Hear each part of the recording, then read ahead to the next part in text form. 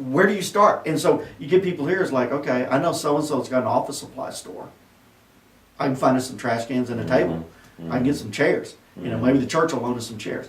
I mean, or, you know, we've got to do such and such. Well, I know the sheriff. We can, you know, call them and see how that gets done. And, I mean, literally, it was that stuff of, you know, well, we got a big meeting with the big bosses from Dusseldorf or Schenectady coming out.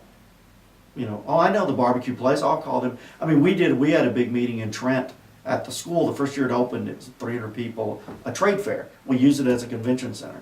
And at that time, Trent had a new little barbecue restaurant right across the street, which meant, yeah, about 8 lanes of interstate highway, but across the street.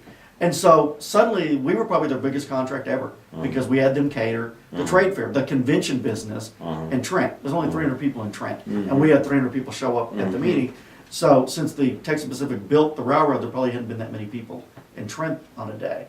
And so suddenly businesses that were sort of opened up at noon for lunch became major catering businesses for parties and events. I mean, these wind projects are all out in the middle of nowhere. Yeah.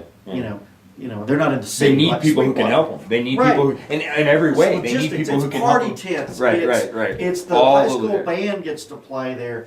It's okay, well then they have to rent a trailer to bring their stuff out there. And That's very interesting because that's a real upside to this thing for local Great Plains communities. That's because you do hear some grumbling from some folks about, well, it's European money, it's European companies, out of state, all this stuff. But that's an upside because they're and it'll eventually sort of wear out because eventually those people will become native. I mean, they'll become. It's like, but the truth is, that's an upside because they need local people to help them it do is. this because it's a partnership. yeah, I mean, you show up in Europe, and at the very least, the culture is different, but it's densely populated. I mean, you're not in the middle of nowhere. Right. Here, Well, even the wind projects. if you're right, from even the Ireland, wind I mean, this has projects- got to be like the end of the earth for here. Right. Any part of the Great Plains has got to be Right. almost the end of the Because earth. even the major wind projects in Germany are a 10-minute train ride to a medium-sized Yeah. city.